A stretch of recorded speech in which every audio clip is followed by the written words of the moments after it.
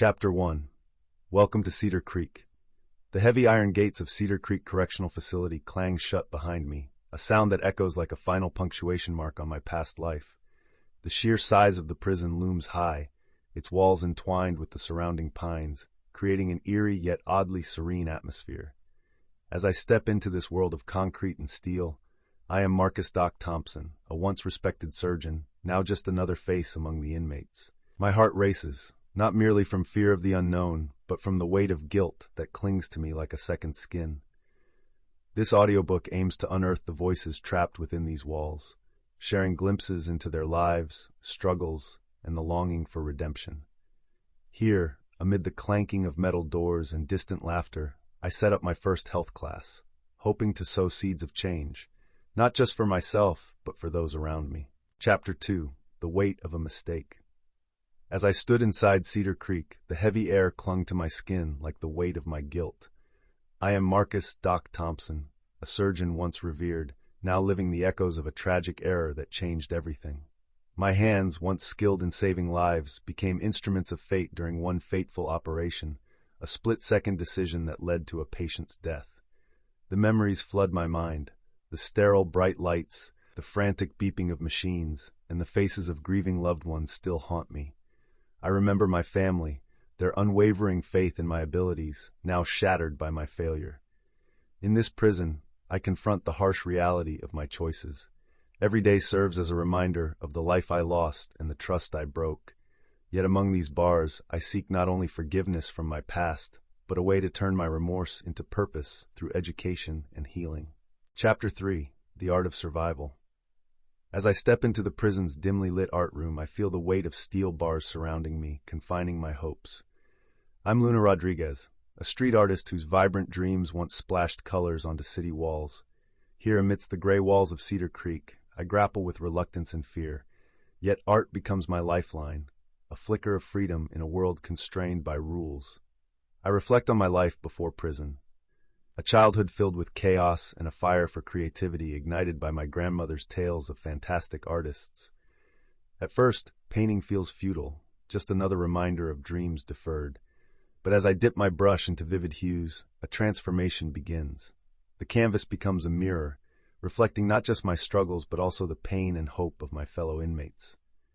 This is where my story shifts. Art no longer serves merely as an escape.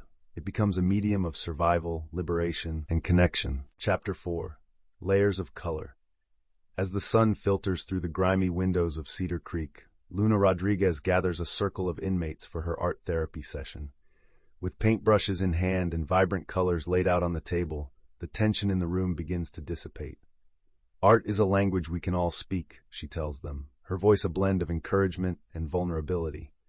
One by one, her peers dip their brushes into hues that echo their emotions. During the session, an older inmate who seldom speaks finds his voice through a swirling canvas of blues and greens, a reflection of his sorrow. In contrast, a gang member frustrated by his past splashes red and black, channeling his rage into raw expression. As they paint, unexpected connections form, laughter and tears mingling as stories emerge. By the end of the day, Luna realizes they haven't just created art. They've built a sanctuary of understanding. An art exhibition is on the horizon, a chance to unveil their truths. Chapter 5. Duality of Nature. Eli Grizz Johnson's voice rumbles through the shadows of Cedar Creek, a blend of vulnerability and strength. Before prison, I was a protector, the kid who stood in front of his friends to shield them from bullies, yet I found myself on the wrong side of the law, tangled in violence that I thought was the only way to be tough. His memories shift like ghostly images, a childhood of broken homes and harsh streets where survival meant choosing fire or ice. In prison, Grizz grapples with this duality. His massive frame often evokes fear, but within, he carries a gentleness that belies his reputation. I wrestle with the monster I became, but I also want to protect the younger ones here, he confesses. His heart aches with the desire to guide them away from the mistakes he made, believing that perhaps redemption can sprout from even the deepest wounds. Chapter 6. Health Matters. As I stepped into the dimly lit classroom, a mix of anticipation and trepidation awaited me. I'm Marcus Doc Thompson, and today marks the beginning of my health classes. My mission is to share what I know about nutrition and wellness, a lifeline for those grappling with the harsh realities of prison life.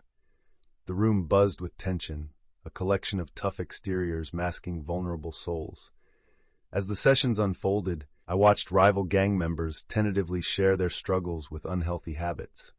Each revelation chipped away at their defenses, transforming enmity into camaraderie. One inmate whispered about how food had become both a comfort and a curse, while another spoke of his daughter's urging to get healthy. The walls of Cedar Creek could not contain the glimmer of hope rising among them. Together, we were beginning a journey, a collective realization that change was possible through knowledge and support. Chapter 7, Words of Hope. As the sun sets outside the barred windows of Cedar Creek, Nina Patel sits in the dimly lit corner of the library, flipping through dog-eared pages of classic literature.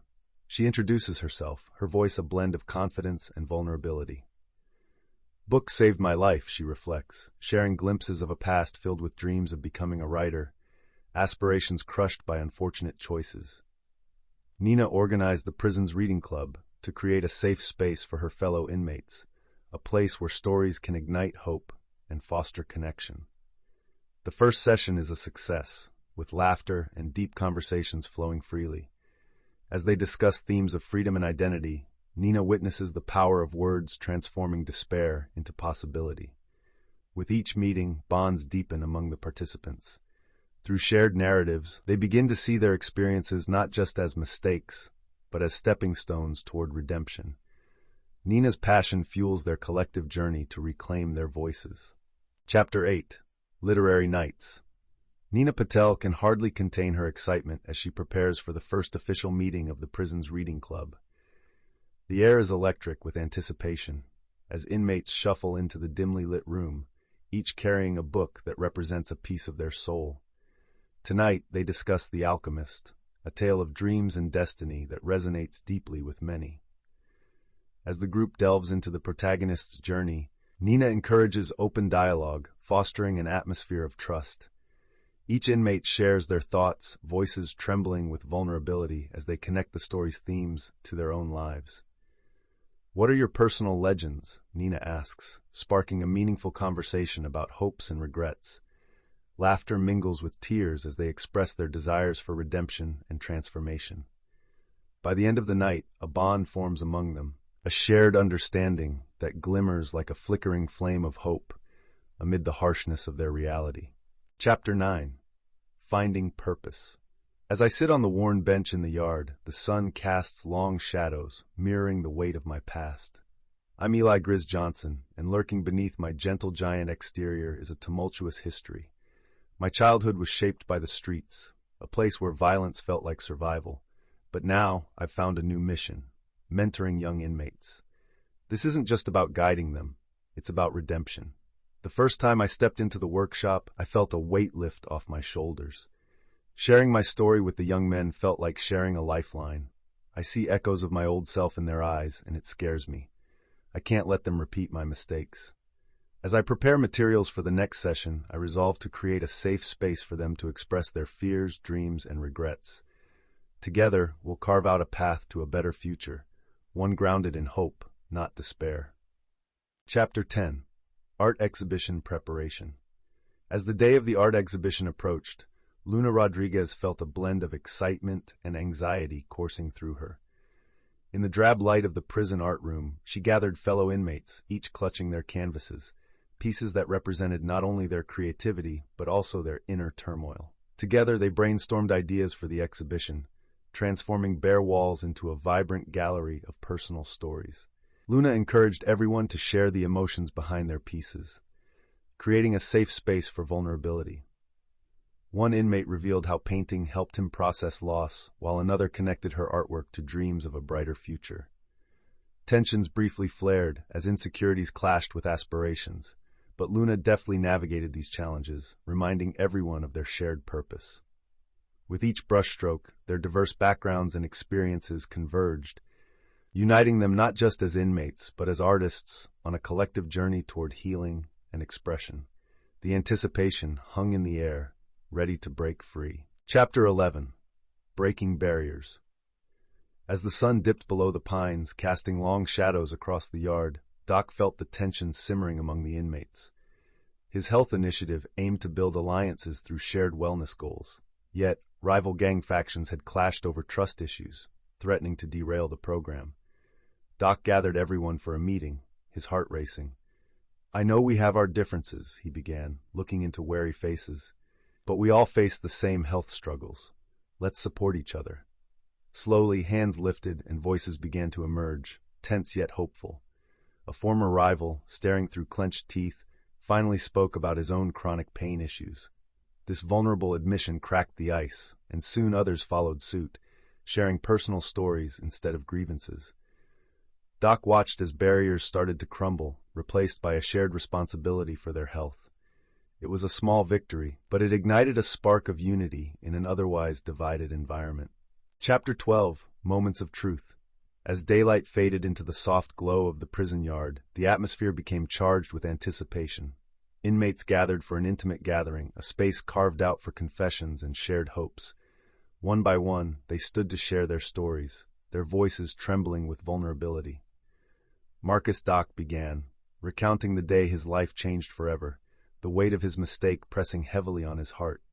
Luna followed, her poetic expressions unraveling the layers of her past, each word a burst of color against the bleakness of their surroundings. Grizz shared his struggle between the protector he aspired to be and the violent shadows of his past. Nina, with unwavering resolve, spoke of the healing power of literature, urging her peers to embrace their narratives.